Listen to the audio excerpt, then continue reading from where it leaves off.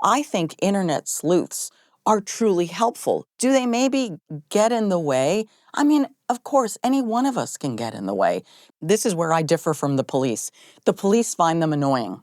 And my feeling is, no, you need eyes on this. If someone is missing, if someone is murdered, you need as much help as you can get. And that's what happened with the Gabby Petito case.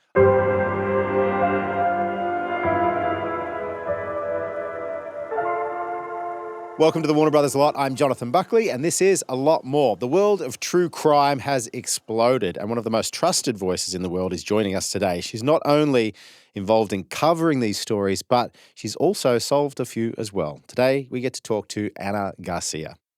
Thank you so much for coming in today. I'm super excited to chat to you, Ana. I'm very excited, Jonathan. I love your energy. Just when you walk into the room, you've got a very bright energy. Can you imagine for someone who does crime? I can imagine because I have so many of the most wonderful women in my life, the brightest, happiest sparks that spend so much of their time learning about murder and crime. It's such an interesting field that you've found yourself in. But it didn't come around to that quickly, did it? You started in your career in broadcasting as an anchor and a desk journalist? Yeah, I was a typical general assignment reporter. I started like everyone else and started at the small TV station, and I worked my way up, and then I made it into like investigations because that's like the cream of the crop. That's the piece de resistance. That's where everyone heads to. I think that should be the pinnacle. Most people want to be anchors. I just wanted to be an investigative reporter. Isn't that interesting? How did you get that first little job? I know because they can be the hardest ones to get. You know, that first little one. Did you go around knocking on doors, dropping off resumes? Did you know someone? I didn't know anyone. And my family thought I was crazy. You know, I'm a child of immigrants. Really? And they're like, this is not a practical job for you. We need you to do something practical so you'll be set up for life. That's an interesting perspective. I understand where their thinking might be, but you just said no? No, I said, no, this is what I really want to do. I really want to be a reporter. I really want to tell stories. And then I had to explain to my family that I needed to move away to do this, which they could not understand. It's like, what do you mean you have to move to some small town? Yeah, because you've got to get your start. So where did you move to? I moved to Gainesville, Florida, the 174th market. And at that point, there were maybe 200 TV markets. Yep. Yeah. I mean, they didn't even have live capabilities. Okay. But I bet you learned a lot in that little station because sometimes when you go into those small markets, you get the chance to wear a lot of hats. Mm-hmm. Was that your experience? Totally. And I had a run prompter myself. I mean, and it's interesting because now I was visiting one of our Chicago affiliates that runs a lot of our programming, especially Extra and Jennifer Hudson. And I saw the anchors doing their own teleprompter. And I was like, wow, this is really bringing me back. I thought I was like nowhere land doing it myself. And now that's state of the art.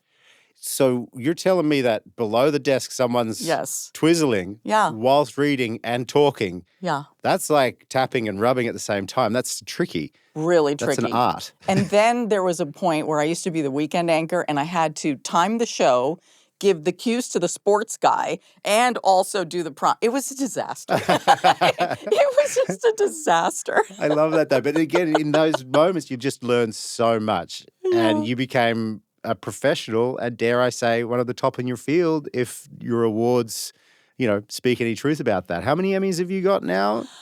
8 if we're counting. Just 8? Just 8? That is so cool. Do you have a special spot in your house? I do. I used to have them all around the television because I thought that made the most sense. Mm-hmm. But then when I started doing the podcast from home because of COVID, I was like, okay, I'm going to have to decorate and I've got to make a studio at home. So I took the family room and then I brought down all the Emmys and then I grabbed other awards I had to kind of create this background. And then I also thought it gave me a little bit of legitimacy. Absolutely. People can tune in and go, oh, she must know what she's talking about. Okay, I'll listen. But then some people thought I was showing off, and I'm like, oh, my God, you cannot win. You can't win. No. Never read the comments. At least that's my rule. I read the comments, and I respond. Oh, do you? Yes, that's what I love about our podcast, True Crime News, because it's not just audio, it's also video on YouTube like you are. So we have a vibrant community on YouTube, and the discussion moves there. I do the podcast, Yep. right? And then they chime in and then I respond. And I love that. I love it. And it started through COVID. Was that as a way to just kind of continue to work? Were you approached by somebody? Is this something that you just took on yourself? You're like, I got to fill my days. How did it come about? No, we had literally, the podcast kind of grew from a television show, Yep. Crime Watch Daily, that Yes. we produced here at Warner Brothers. Yep. And then when that show, after 3 seasons, went off the air, the website and YouTube was on fire. We had so much content. So they decided to start a podcast. I was not part of the first year of the podcast, but I had literally taken over the podcast hosting duties 1 month before COVID. Wow. It was crazy. But that's kind of perfect. So you can do that from home and then you can still be working effectively. And then was that sort of instrumental in the channel? I know you said it was already doing well, but now it's blown up to, you have millions of subscribers, like 5.5 million Yes. subscribers now, Yes. which is by anybody's metric enormous.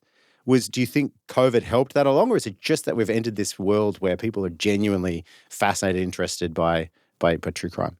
Jonathan, I think it was both. During COVID, we had our greatest increase in subscribers. I mean, it was crazy. We were literally growing like 1 million, 2 million. It was so quick that we were growing.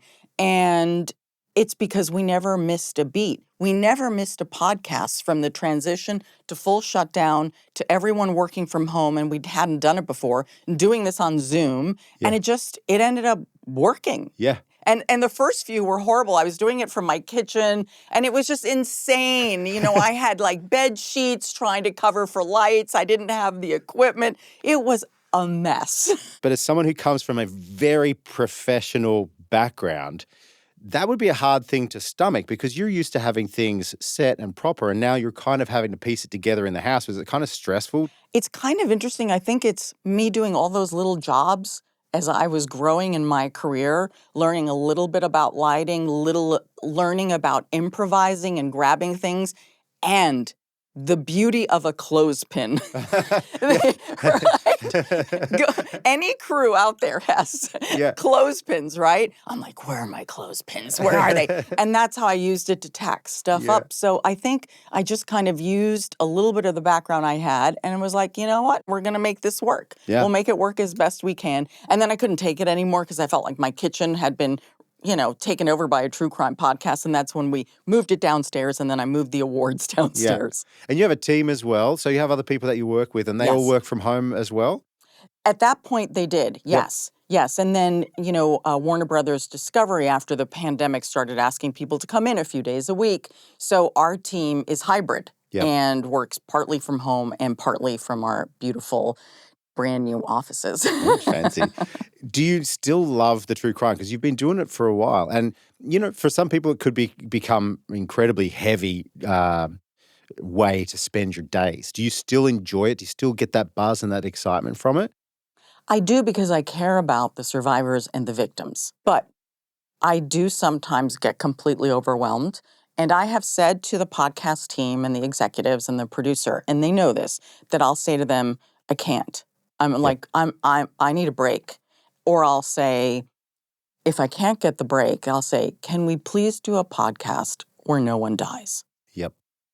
Because that is so tragic to think. I've recorded more than 500 podcasts for True Crime News, and almost in every one of those, someone has died. Yeah.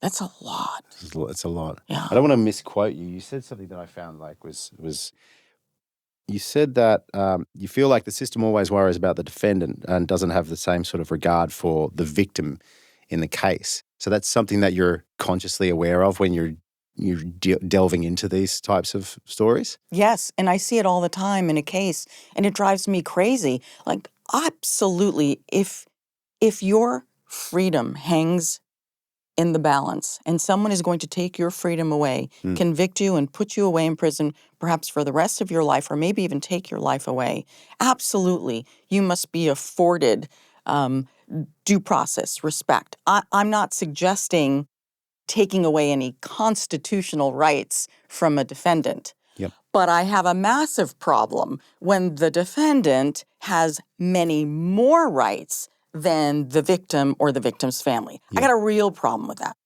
Do you find that as an audience or as like society, we could sometimes be so titillated with these crime stories that we tend to overlook the feelings of the victims and the family as well?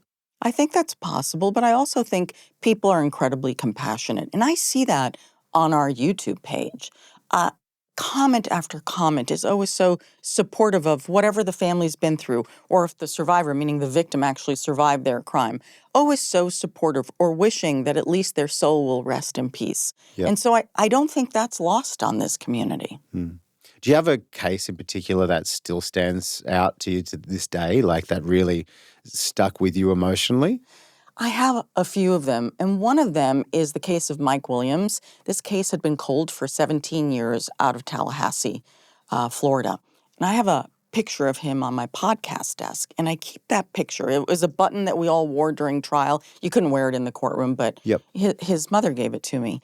And the reason I have it on my desk is because just when you think you've given up all hope, right? All hope, there is hope. Yeah. So his case had been cold for 17 years. I met his mom. She was beside herself. No one would listen to her anymore. She knew that her son had not been eaten alive by alligators during a duck hunting trip. And this is what the authorities told her. And there was a massive search for him. He went duck hunting one morning. He was supposed to go away for the weekend with his wife, had a small child at the time. Did they just make that assumption that he had been eaten? Well, they found his waders. They found like his fishing license and some other things a few days later, Yep. and his boat. Right, so that didn't make... But it didn't make any sense. How could you find pristine waders, right? And where's the rest of him? Like, you're really going to tell me that the alligator went to the bottom of his boot and was able to get his foot out? Get his foot out and then Do you know what I'm saying? Yeah, I do, yeah. It was not logical. And then the other thing was it was December, and it was cold. It was a cold, blistery weekend. Yeah. So alligators are not that active in the cold. So you've done your homework on this. Yeah. But I was so taken by his mother because she literally would make homemade signs. And she'd stand in the middle of the street holding it up, trying to get attention for her son's case. She wrote hundreds of letters to the governors of Florida because that's how long his case had been cold. And when I met her, and she said to me, everyone thinks I'm crazy. And I said to her, oh, you are not crazy, Miss Cheryl. One thing, you are not crazy. Yeah. You just want answers. And while I was there, what I say is like you kind of disrupt things. You go in there, you're disrupting things without knowing exactly what you're walking into. Sometimes when you knock on a door, you don't want to go in. And that's happened to me before. It's like, a cop once said to me, do you even think what's going to happen when you walk in that door? I'm like, oh, I don't think bad things are going to happen. But our presence there actually disrupted everything. And about 2 weeks after we left, the whole thing explodes. And then finally someone comes forward. Basically, his best friend, who had written the insurance policy on him because he was an insurance broker, was having an affair with his wife. It was all concocted. Oh, okay. Both of them get charged.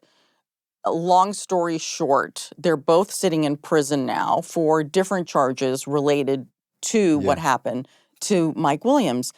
And as part of it, he told the authorities where Mike's body was, and it was in a different lake, a different swamp. So they managed to find the body. They found him, and that poor man still had his wedding ring on. So your involvement directly impacted this case. I think so. I mean, obviously, the police did an amazing job, and Brian Williams, the best friend slash lover slash then became husband because he married. He ends up marrying her. Really is the one. He came forward because he came undone because she was going to leave him. Yep. And that's exactly what happened. He just like, oh yeah, I'll go tell the authorities everything. Yeah. And the whole thing implodes. But as you're banging on doors, their residence, his business, you're upsetting people. You're kind of like pushing them a little bit. But I've become very close with Mike's mother, Cheryl Williams. That's nice. It is really nice. And we always talk on Mother's Day, and we talk on Christmas, sometimes on Thanksgiving, and then sometimes we just talk for the hell of it. but we still stay in touch, and I love her. That's a really sweet story. I want to go back to what you just said, though, like you knocking on doors and things like that.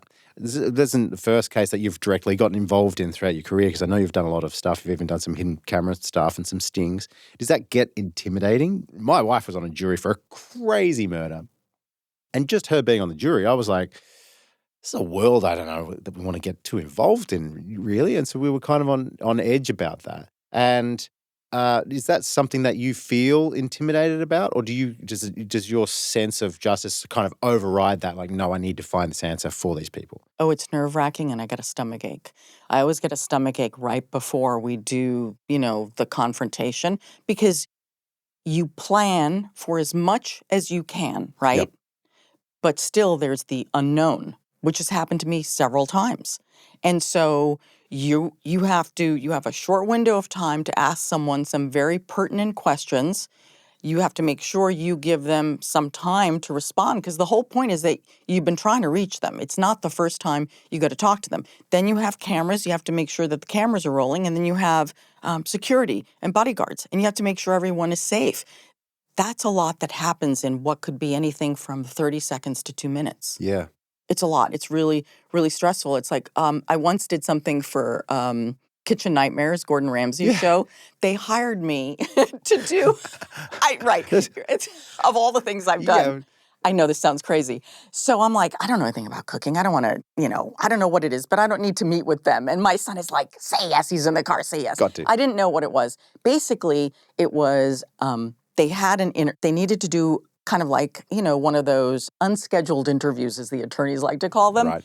And Gordon wasn't going to do it. He was done. This was Amy's Baking Company. And this is like the two crazy people who, it was a disaster. And Gordon Ramsay walked out at the end, and he's never done that before. So they needed to send someone in to handle these two volatile people and do an interview, and an unscheduled interview. And they said, we've seen what you do and we think you're perfect for this. And I said, so hold on a second. The premiere of this season rests on my ability to get them to talk. I said, what if they don't talk? They're like, it's okay if they don't talk, but we'd really like it if you could convince them to talk. Do you know how much pressure that is? I feel like you can handle it, though. I feel like I believe in you as much as they did. Oh my gosh. But it's like, you don't know what you're walking into. Yeah. You just don't know. It's volatile. I like to say I'm highly skilled at talking to people, who are crazy and not necessarily unstable, but the situation may be unstable. Yeah.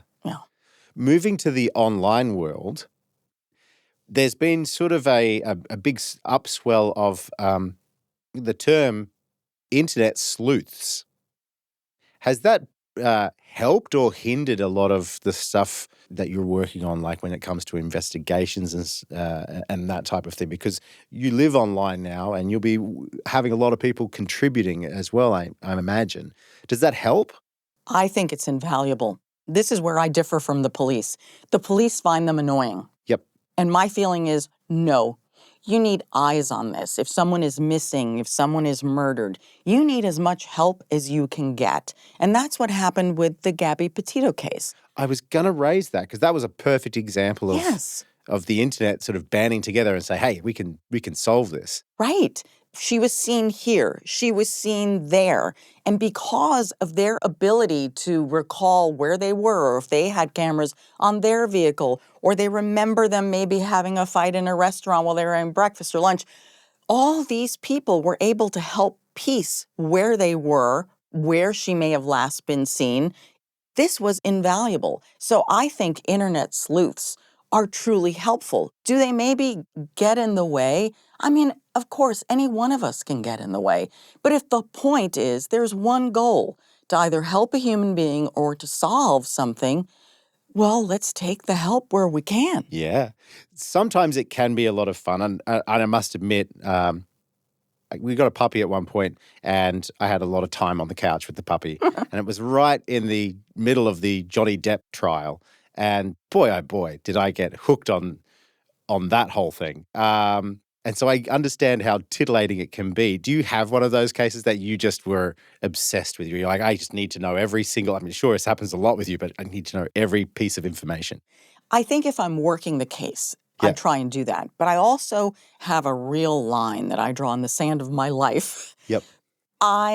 If I'm not working the case, I have to remove myself from it because otherwise I don't get a break. Right. My brain does not get a break. Yeah. And so does that make sense? Kind of, That yeah, to it me, does. like watching the Johnny Depp trial, which I did watch that for work. Okay, and all my girlfriends were talking about it, and maybe we were all on a chat. I mean, You must be, by the way, a magnet at parties because people just, I feel like you've got all the stories. I always try to avoid answering what I do for a living. Got you. Yeah, I can imagine. I'll try not to answer it, and then the person will be persistent, and Yeah. then I'll just say, what I do is very dark.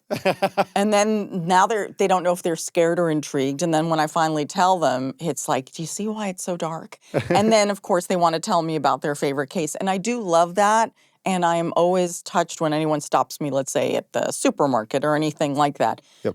But I don't want to talk about it all the time. All the time. I was going to say, it's like work McDonald's, you don't eat the burgers type situation. Yeah. But I also want to be polite and I want to Yes. be engaging. But I'm just saying that that I just feel like it's overwhelming if this is all you do. Yep. It's overwhelming. Like for police officers, for investigators, it's overwhelming. There's so much that happens as well. And I don't want to put words in your mouth, but in traditional journalism, you have a fairly narrow focus of like the stories that you'll be covering, the big ones that, everyone will be talking about. But did you find when you moved into the online world that now you can get into the weeds on some of the lesser known cases Totally. that are happening out there that are equally as shocking but didn't quite make it to that national news level? Is that an area where you're just kind of inundated with? I love that for me, that's the hunt. Yep. I'm looking for a case every week that's going to be interesting. And we have a producer, our process is this. A lot of people ask, like, how do you figure out what you're going to talk about? So on Monday, we go through current cases, which could mean a case that either is just getting to trial, someone's been arrested, or maybe someone just disappeared, or a body's been found, someone's been charged. So something is current, and it's in one of those stages. Yes. So, and then we're looking for, okay, so is there some intrigue here? Like, is there a little bit more to this story? Is it something that we might all be able to relate to? Is it, what is it? And so, we'll go through that list. And a lot of times I'm like, I don't know. I don't think we found it yet this week. Yep. And I'll dig and I'll dig and I'll dig. And I also like cases that are unusual and make us think. Like there was a case out of Australia that we did last year on the podcast, and we're going to do a follow-up on it. And here's what caught my attention. It was a group of, I'm going to say it, a cult of like 3 families. It was a very small cult. Yes. And there were about 20 people in the house or something, and there was a little girl who had diabetes. But they believed that God would heal her and that she should not have insulin. Oh. And she died a very horrible, horrible death. And so the prosecutor said, I'm charging everyone that was in that house with murder.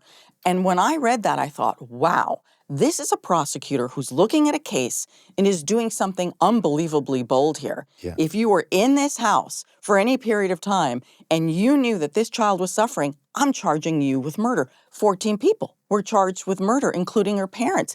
And so to me, I thought, that is working towards justice. Yeah. This prosecutor gets it and is willing to take a gamble. And so it was decided in January of this year of 2025, they were all found guilty of the lower charge of manslaughter, but it still is significant. Absolutely. All of them. Yep. 14 of them. That poor little girl. 14 of them. Yeah. And you know what? All these people decided that they were going to represent themselves instead of getting attorneys because they probably thought God was going to handle it. Yeah. And I'm not being disrespectful of God. God plays a huge role in my life. He doesn't play a role. He is everything. Yep. But I'm sorry, this little girl died an agonizing That's death. horrific. I'm going to have to look into that case now because I didn't hear about that. So these are See? these cases Yeah. that are just happening out there in the world that, as I mentioned before, my wife on the jury, the case that she was on was so crazy. I'm like, this should be a Netflix series. And how isn't it? It was so many layers to it. It will be. But it was just another day at Van Nuys Courthouse, it seemed. And you're getting access to all of these now. I guess you get to choose which ones you highlight. Do you have an inbox full of people coming to you saying, please, Anna, I need your help to shine a spotlight on this case? Yes, it's a variety that I get in my email box. And it's people who need help with cases, and I work very closely with a retired homicide investigator who is now running his own private investigation agency, but he also does a lot of work, advocacy work for survivors Yep. of horrific crimes. And so, and we, of all things, we met on a triple homicide, of course, right? An Of all things, yeah. an unsolved triple homicide is how we met. Yeah. And just bonded over. Exactly, like-minded. And so we take on things ourselves and we try and help people and we advocate for them. And I mean, this is going to sound crazy, but right after my podcast on Friday, he and I jumped on a call because we're responding to an email about a woman who says she knows who is responsible for 2 homicides. And so we're on the call with her, trying to figure out if what she's saying is truthful and trying to figure out, and of course, we're going to turn this over to the authorities. It's not for us to make this decision, Yep. but you also want to make sure that you can answer a few of the questions before you turn it over. You want to rule out, it's like, wait a minute, is what she's saying true or is she like making this all up? Right? Because you don't want to turn that over to authorities, a total loon. And then, deal with that. Yeah. Yeah, so that's my life. How do you maintain such a positive energy? I was watching a story on your channel, on your YouTube show, and it was dark. It was a body in a fridge, and just the details were horrific and really heavy. And you were even discussing with your guest how the police were even struggling with this case, the gruesome nature of it. How do you, when you're ingesting so much of that, maintain such a bright and happy, do you compartmentalize pretty well? Maybe, but I also think I learn a lot from survivors. They have given me so much that I never understood or expected, and I think that comes with maturity. Yep. And so the people, for example, Miss Cheryl Williams, she's taught me a lot about dealing with loss and tragedy. I learn about forgiveness. I learn about grief. And when someone trusts me to tell their story at their most vulnerable moment, an entire stranger, I take that very seriously. I'm very respectful of it. Yeah. And so for me, it's always I learn something. But I have to have respect for the survivor or the victim and their families. Yep. Do you have something that you're working on right now that you're intensely passionate about? Several cases. One case that I've been working on for years with my partner who I described, and it's a story that has not gotten attention, and everyone says it's too dark. And no matter who we talk to about it, and we've been working on it for years, we won't let go of it. We also won't just let anyone tell it. We just don't think that that's right. Yep. So we're still trying to figure out and find a home for it. Okay. Yeah. I'm sure we'll find out details on that at some point. It's very, very dark. It's someone who, was a trusted officer who used his position to abuse very troubled young people in his charge. Yeah. And the fact that because he is no longer part of this world, that somehow the investigation ends. And we don't think that that's fair. Yeah. I'm sorry. Is your problem solved there in that particular police department now that he's gone? No. But no one wants to hear the details of that. Yeah, they kind of sweep it under the rug kind of thing, like, out of sight, out of mind. Yeah, and I just don't think that's right. Would you be doing something different if you weren't doing this? I feel like... I don't know. I don't know what I would do. That's such an interesting question. I think I'd love to be a farmer. I'd love to be an artist. Who doesn't want to be around cute cows? Yeah, of course. And hens. Okay, farmer. Yeah, that there works. You go, right? Something fun. I know hardworking, but maybe I'd have someone to do the stuff I don't want to do. Yeah, all right. Well, we'll end on some light questions. I got some light questions, just a bit of fun. All right. Nothing too crazy. Oh, here. Good. I can relax. No more dark stuff. Yeah, no. Do you have any advice for someone young that wants to get into your line of work? get into the crime or journalism, broadcast journalism first, and then maybe even now the future, which is podcasting? I say just do it. Yep. There's absolutely nothing to stop you. It's like, oh, I can't get a break. I can't.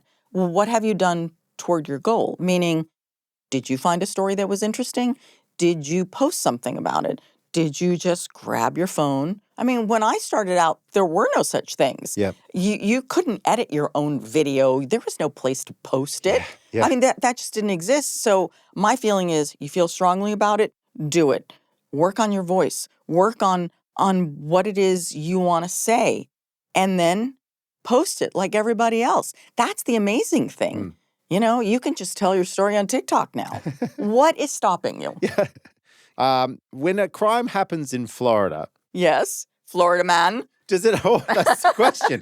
Does the headline now always have to lead with Florida man? In fact, on your website this morning was Florida woman beat her husband to death with a billy club. Oh, no. Is it now mandated across news to lead with Florida man or Florida woman? The people in Florida are very upset about this. And they tell me so on YouTube. And so we have to be really careful about that. A lot of insane things do happen in Florida. Yeah. Like really insane things. And that's just true. Yep. But I'm trying not to be disrespectful because they get so mad. It's like, don't lump us in. Yeah. But yeah, it's kind of got, there's a reason people are saying that. Yeah. Because crazy things are happening in your state. Sorry. That was such a fun trend there for a while. Was it Florida man and your birthday or something, and see what comes up? I don't want to make massive generalization, but would a lot of your audience or a larger portion of your audience be female? Yes. And the only reason because I look around, I mentioned it earlier, some of my favorite people in my life, dearest people, the females in my life are all about true crime, documentaries, the books I read, crime. I'm just like, wow, they're so pleasant and so positive, and yet a good murder story will, away we go. Yeah, we have the demographics on our podcast, and it's amazing.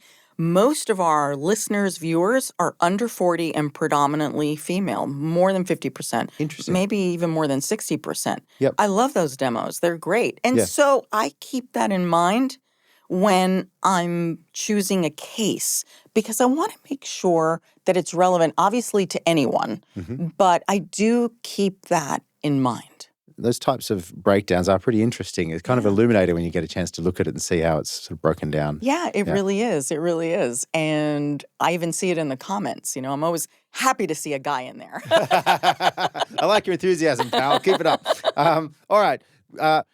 Lighter stuff. If you're watching a Warner Brothers television show right now, what would you like to binge? Yeah, I mean, sometimes I even binge some old stuff. I'm catching up right now on the last season of Abbott Elementary. Oh, yeah. Obviously, everyone loves that show. How do you not love that show? Yeah. It's a term that we bandy around a lot this time of year, which is comfort shows. Yes. A lot of people have comfort shows that they go back to now, whether it's Friends or Gilmore Girls or Abbott Elementary. When I travel, you know what I watch when I travel? When I'm traveling, I'll have something, let's say, on my iPad that I've already downloaded. But if I'm in a hotel room, I watch the same thing all the time, and it's so strange. I watch Friends. Yeah. No matter where I am on the planet, classic. Sometime after 11 p.m., I'm in my hotel room. Yeah. You've just solved a murder. And Friends, back to back to back to back. And it starts here and it goes, 3 seasons down. Isn't that funny? Yeah, that's the classic comfort TV show. And I think more and more people are diving into that to just tune out a little bit, just to have it on. It's familiar, it's safe, it's comfortable. Yeah. I just think that's so funny. And I wasn't even that big of a Friends fan when it was originally on, but I just love watching it when I travel. Good on you. All right, well, to those points, if you were doing an investigation right now and you could tap into a Warner Brothers television character, which of these would you get to help you through an investigation and why? Abbott Elementary's Janine Teagues, Ted Lasso, use Joe Goldberg, or Lucifer Morningstar? I do love Lucifer. Mm-hmm. I got into Lucifer really late. And then I just love that whole story of them kind of coming back with more seasons. Yeah. And then I just totally bought into it. Like, I love Lucifer. I love that show. Oh, wow. Okay. Oh my God, I love Lucifer. I would totally work with Lucifer Morningstar. Okay. Good answer. Yeah. And then from Abbott Elementary, actually, I would work with Principal Ava. Oh, why is that? Oh, she gets stuff done. Yeah. She is not conventional, but she's so pushy. And you never know who she knows. Like, she always knows someone like really famous or something, right? Yeah. Principal Ava. Okay, Principal Ava it is. All right, Yeah. and Lucifer. Moving forward with the podcasts, again, you've reached huge heights with millions of subscribers, millions of streams. What is the schedule for the episodes? When do we get to see it? Where do we get to see it? Just for people that might be tuning in for the first time and want to get right into this. So the podcast drops every Tuesday and is available on YouTube. And if you prefer to listen, wherever you get your podcasts. I feel like this is my tagline, and wherever you get your podcasts. Yeah. So it's available everywhere. And there are hundreds of episodes. Yeah. I've been doing this for 5 years, hosting this show for 5 years. So we literally have hundreds of episodes. Yeah. And then occasionally we'll do some really special episodes, which are different from the weekly stuff that we do. They're kind of like these evergreens that are based on, let's say, a novel or based on someone's story. And so we'll do those. Those are special. They take extra time. And I love to do those. I love to just sit there and ask questions as opposed to tell someone about a story. I'm like, oh my God. So and when did this happen? And how did you know? That's my favorite part. You're doing the perfect job, I think. And I really do. The perfect job for you. You do such a great job at it. And this has been an absolute joy. Thank you so much for joining us, Anna. Thank you, Jonathan. Thank you. Awesome. Thank you. Thank you.